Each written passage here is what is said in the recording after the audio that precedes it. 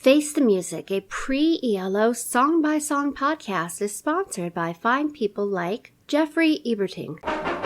This is Face the Music, a pre-ELO song-by-song podcast. Girl at the Window, The Idol Race.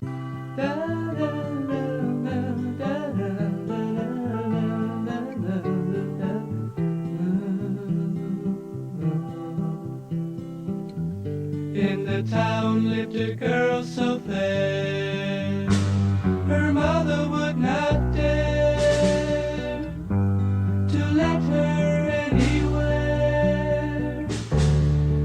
She was a lonely girl.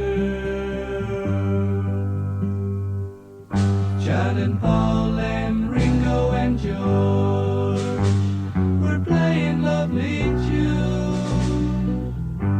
from the window of her room, by the light of the moon. Hey girl there at the window, I wish you would come and see me. What's that song all about? Girl at the Window is the 7th track and first song on side 2 of the second album by The Idol Race. In issue number 7 of ELO fanzine Face the Music in 1990, Gil wrote, Girl at the Window is arguably the best song on the LP. At the very least, a lyrical masterpiece, featuring the highlight John and Paul and Ringo and George were playing lovely tunes from the window of her room. A brilliant and evocative couplet, scanning as perfectly as she starts to sway, checks her Cartier, a line from Sweet as the Night, which has always fascinated me. Accompanied by a lilting piano, understated acoustic guitar, and subtly mixed down drums, the vocal performance is clear and straight, and the change of pace between verse and chorus adds further dimension to an already charmingly intriguing song. It was, at the time, compared favorably with the kind of material McCartney was writing. But in my humble opinion, Girl at the Window is much more adventurous and manages to avoid the tweed trap in which Paul seemed to invariably fall. Hark, what light by yonder window shines? I'm Eric Paul Johnson. And I'm Eric Winsenson. And The Girl at the Window. We seemed to be slowing the pace with each song. Sir Norman was bouncy and fun. No More Sad Songs was a little bit slower. And this one goes a lot slower. I was kind of wondering, did I hit that song on the album where it's like, because it seemed to have all the ingredients for something that would put me to sleep. But I didn't mind it. And then that chorus came in. Hey girl there at the window, I wish you would come and see me. I've got so much to tell you, so much I want you to see. And that was a fun, bouncy little chorus.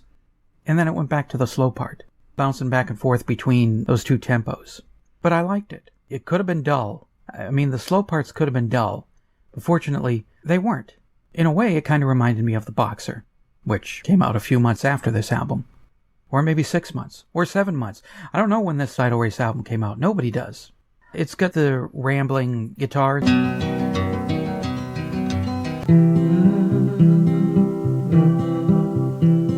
And I use rambling in a good way this time, not in a droning way.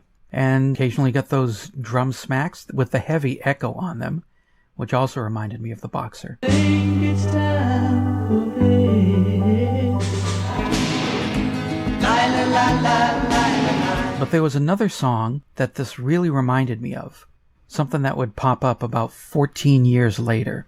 This is like an early precursor, the primordial version of Loser Gone Wild. I mean, it's not the same tune, but it's got the same sort of layout. You get the slow part, which are the verses. I don't mind if violins don't play. I won't listen to them anyway. And then it instantly shifts gears into a bouncy chorus. But in the evening when the sun goes down, crawl from the shadows, gotta get into town. And then back to the slow. Another loser gone wild. And back and forth like that. until the fade out, and that was the song. I liked it. It was a nice song. I think the reason you're thinking the Boxers is because of the way the drums are recorded. Yeah. But the rest of it, it references the Beatles. Oh, yes. In one of the first lines of their songs coming sweetly out her window. Obviously, she's playing Beatles records. She doesn't have John, Paul, George, and Ringo kidnapped in a box. No. In her room. No, even though a lot of Idle Race songs seem to go in that kind of a direction. Yeah. Unless the girl at the window was Dora Bryan. She did a song in 1963 called All I Want for Christmas is a Beatle. I told Mum that nothing else would do. There are 4, so she can have 1 too. I don't care whichever one she gets me. Ringo, Paul, John, George, they're all the same. I can't wait for Christmas Day to come, 'cause all I want for Christmas is a Beatle. But there's some references to the Beatles here. The chorus is definitely kind of on the Beatles side. Mm-hmm. But the rest of it, the way the piano is recorded, the way the drums are recorded, and that lush sound reminds me more of Brian Wilson. Oh, yeah. A lot of this really sounds like something going through the last part of the 60s with the Beach Boys. Especially the way the sound goes up and down and everything, and quiet, loud. And the transitions between the slower and the faster parts really work as well. It doesn't seem jarring. Yeah. Loser Gone Wild seemed like it was all over the place. And it was all of a sudden from here to there. No, this sounds like everything is put together right to where you know that the fast part is coming up, but it doesn't sound like it's a completely different song just spliced in to the song that you had before, which has always been my complaint about Loser Gone Wild, is it sounds like different songs just kind of thrown together. Which it probably was. Right, different fragments of songs. This sounds like a coherent whole. But I really, really liked this one. Simply because of the production and the lyrics on it are great as well. Yeah. This is how you do a happy song right. The bulk of the Idle Race has been weird little people in weird little situations, going through weird little problems in weird times in their life. And that's what I like. I like that about the Idle Race. It's not just, well, here's your standard issue love song again. With this one, she's a sad little girl who her mom never lets her go outside. So she's always stuck in the room listening to her Beatle records. Then there's a sad, lonely boy who's always outside. He's smitten with the girl inside, but can't seem to have her. So I was all ready for Jeff Lynne to start bringing on the heartache. I was waiting for that moment at the end where my heart would break for these two people, or for this girl. But I was happy for them, because at the end, they met, and they just laid outside and bonded with each other. That sounds like literally bonded. Yes. They bonded. I'm not saying they took their clothes off and did the bedpost promenade and bonded that way. They laid on the ground, they looked at the stars, they just enjoyed each other's company, and they were happy together. And that's how you have a happy song in your discography. You make them rare. Because if you do it all the time, Air Supply, it's just, oh God, you guys met each other, now you're happy, you'll puke. So this is how you do it. Every once in a rare while, it's nice to have a happy ending. Yes, it is. Mm-hmm. It's even better.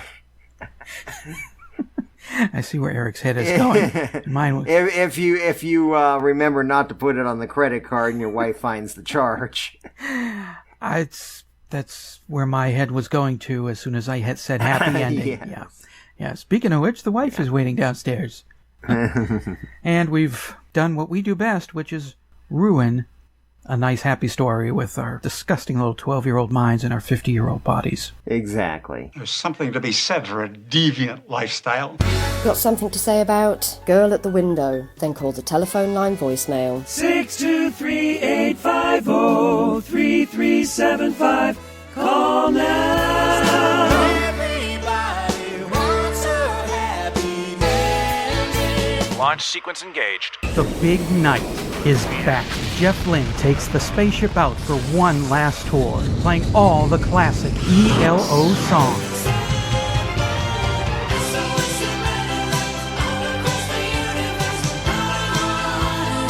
The Over and Out Tour is the final tour for Jeff Lynne's ELO. See them play the big hits and their number one hit. Tickets on sale now for the final ELO tour. Get more information at jefflynne.com. The Over and Out Tour. See Jeff Lynne's ELO now, because you'll never hear them play these songs again. Or ever.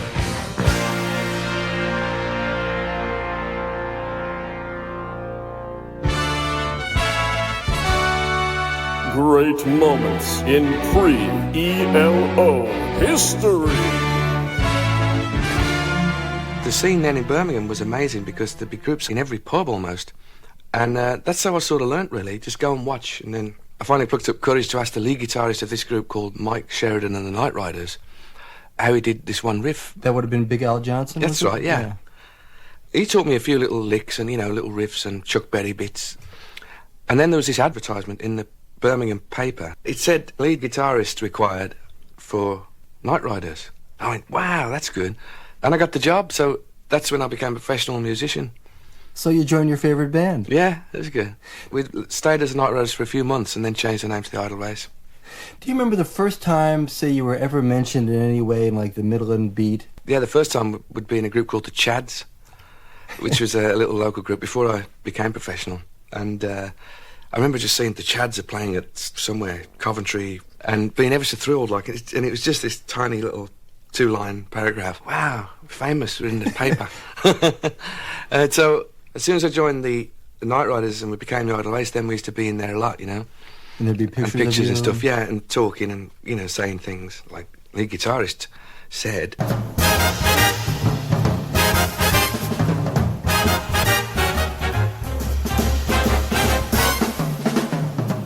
Well, hello, this is Dr. Troy with my thoughts on Girl at the Window.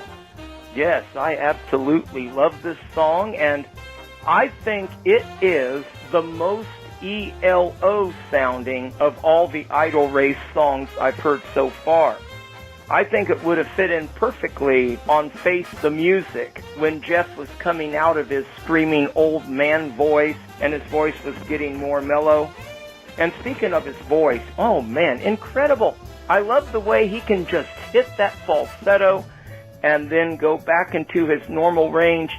He makes it seem effortless at least. And I love the piano, the kind of lilting melody, especially in the chorus. That also sounds very ELO-y, by the way. And what the song's about? Well, it seems like it's about worshiping someone from afar. And man, boy, have I been there. I wish I had $1 for every time I did that. I'd be out of debt for sure. Well, I will talk with you next week.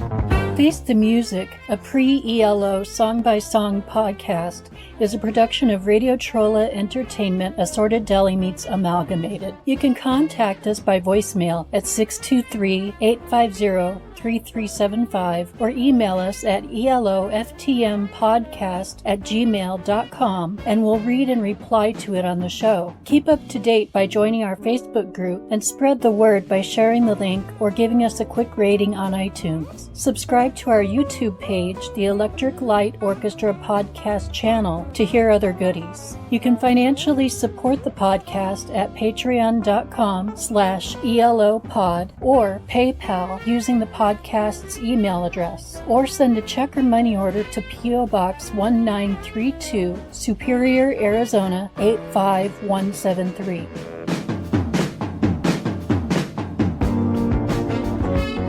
Next week, Big Chief Wooly Bosher.